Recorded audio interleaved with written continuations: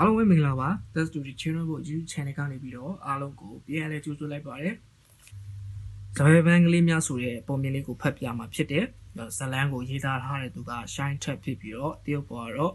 You Illustrator or Blastata ဖြစ်ပါတယ်။ကဲပုံမြင်လေးကိုဖတ်ပြပါမယ်။ဘူစုမဘန်းညူနဲ့ခွေးပူးတို့ရောက်လာခြင်းညနေကောင်းမှာတူတူဈေးရောက်လို့ပြီးပါပြီ။မိဘမှာကားများတဲ့နေ့ဆိုလို့ရှိရင်စပယ်ပန်းနေမြဲမြဲကုန်းတက်တဲ့စပယ်ပန်းလေးတကုန်းတော့မယောင်းပဲတူတူအမြဲခြံထားပါတယ်ဟဲ့ပန်းနေကုန်းမယောင်းပဲဘာဖြစ်လို့တကုန်းခြံထားတာလဲလို့ခွေးပူကမေးတယ်သူ့ဘောခွေးပူရဲ့လို့တူတူကပြန်ဖြေလိုက်တယ်ဘသူဘူးလဲဆိုတာသိချင်ရင်တော့ဇလန်းလေးပြီးအောင်ဖတ်ကြကြစို့နော်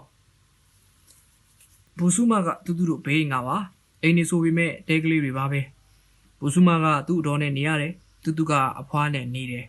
သူတို့မိဘတွေကဗမာမန်းအောင်သူတို့မသိဘူးဘူစုမရဲ့အတော်ဖြစ်သူကဘူစုမကိုဖျဲသိစိတ်ရောင်းခိုင်းတယ်တူတူကအရင်တော့ကအလုံးမလုပ်ရဘူးညီမလေးကိုထိမ့်ပေးရုံပဲအဖွားကကောင်းချင်းပေါင်းရောင်းတယ်လေဒါပေမဲ့အဖွားအနေမကောင်းဖြစ်လာတော့ဈေးမရောင်းနိုင်တော့ဘူးဘူစုမအတော်ကတူတူအလုပ်လုပ်ရတော့မယ်လို့လာပြောတယ်တူတူနဲ့ဘူစုမရဲ့ဖျဲသိစိတ်စွန်သားကန်းနေ့ရက်တွေစတင်တော့တယ်ဈေးလျှောက်ရောင်းရတာပြောစရာကောင်းပါတယ်တရက်မှာကောင်မလေးတယောက်နဲ့ကောင်ကလေးတယောက်တို့တူတူတို့စီမှာဖျဲသီးလာစားကြတယ်။သူတို့ကမောင်နှမနှစ်ယောက်လေပန်းညူနဲ့ခွေးပူးတဲ့သူတို့ကပလင်းကုန်းဘူးကုန်းတန်တူတန်ဆစက်ကိုတို့ကောက်ကြတယ်ပလုံကောက်တယ်လို့ခေါ်တယ်ခဏခဏစုံကြရင်တူတူတို့လေးယောက်ခင်သွားကြတယ်ဘူစုမရဲ့တော့ကပြောတယ်ဖျဲသီးပေါ်တဲ့ရာသီလဲပြီးပြီနင်တို့ကိုအရင်လဲထုတ်မပေးနိုင်တော့ဘူးတဲ့ဒါနဲ့တူတူနဲ့ဘူစုမတို့ဖျဲသီးရောင်းတဲ့အလုပ်မရှိတော့ဘူးသူတို့ကနှလုံးတီလောင်းကစားလုပ်လို့အကျွေးတင်တယ်လို့ကြားတယ်။ဒါပေမဲ့သူတို့အလုပ်တည်ရကြပါတယ်။ဘန်းညူနဲ့ခွေးဘူးတို့ကစီစဉ်ပေးတာလေပလုံကောက်တာပေါ့။တူတူစိတ်ထဲမှာကြောင်းတက်ပြီးစာတင်ခြင်းစိတ်ဝင်းလာတယ်။ပတ်စံရှိရင်ကြောင်းတက်လို့ရမှာပဲလို့တွေးမိတာကြောင့်ပတ်စံလေးတွေစုပါတယ်။ပလုံကောက်တဲ့အလုပ်လဲလုပ်တယ်ညနေဆိုလို့ရှိရင်စပယ်ပန်းကလေးတွေလဲလိုက်ရောင်းတယ်။အလုံးမများလို့ရင်ငွေမများပူရမယ်မဟုတ်လားဝေစုပြီးကြောင်းတက်မယ်ဆိုတဲ့စိတ်ကူးကအဖွားနေမကောင်းတာကြောင့်ပျောက်ကွယ်သွားရတယ်ကုန်ကြစိတ်တွေထဲမှာထည့်သွင်းလိုက်ရတယ်လေတူတူတယောက်အိပ်ပျော်သွားတဲ့မှာကြောင်းတက်နေရတဲ့အကြောင်းပဲအိမ်မက်မက်တယ်ငါတို့တွေငွေအတူတူပြန်စုကြတာပေါ့ကွာလို့တငယ်ချင်းတော်ရောက်ကပြောကြတယ်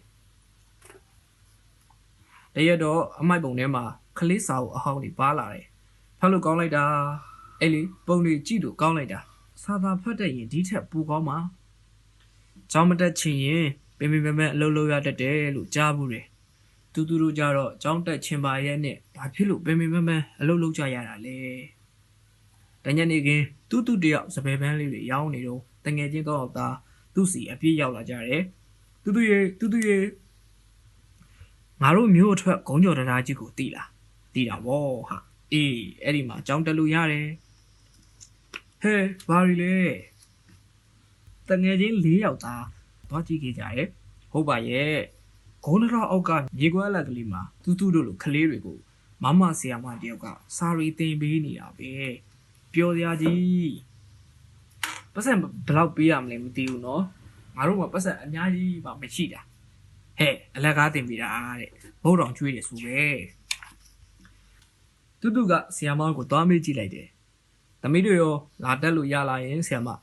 ရတော့ဘောခလေးရဲ့သမီးတို့ကပတ်စံမရှိဘူး။ပတ်စံပေးကြမလို့ပါဘူးသမီးရဲ့သမီးတို့စာလိုက်လို့ရင်ရပါပြီ။ဒီလိုနဲ့တူတူပူစုမပန်းညိုနဲ့ခွေးဘူးတို့ចောင်းသားចောင်းသူကြီးတွေဖြစ်သွားကြတော့ဒါပါပဲ။ညဘက်အိမ်ပြန်ရောက်ရင်တရားအောက်မှာတင်ပေးလိုက်တဲ့စာတွေကိုပြန်ကြည့်တယ်။တူတူဆိုစာရေးတက်ဖတ်တယ်နေပြီလေ။တူတူဈေးရောက်ပြီးရင်ဘာဖြစ်လို့စပယ်ပန်းလေးကုန်းခြံထားရတယ်လဲဆိုတာသိကြပြီပေါ့နော်မမဆရာမတို့ပေါ့ပုံမြင်လေးကတော့ပြီးသွားပါပြီပုံမြင်လေးပြီးသွားပြီမဲ့စာအုပ်လေးရဲ့အနောက်မှာကလေးတို့ဖြည့်ဆိုရမေကုန်းများဆိုပြီးတော့မေကုန်းလေး၄ခုပါပါသေးတယ်ဆိုတော့မေကုန်းလေးတွေကိုဖြည့်ကြည့်ကြရအောင်ပါမေကုန်းနံပါတ်1ကကြောင်းတက်ချင်တဲ့တူတူလေးကဘလို့စူးစမ်းခဲ့တယ်လဲဖြည့်ကြည့်ပါတဲ့မေကုန်းနံပါတ်2ကတော့တူတူတို့လိုကလေးတွေကိုမြင်ဘူးလားတဲ့သူတို့ကိုဘလို့ကူညီပေးနိုင်မလဲတဲ့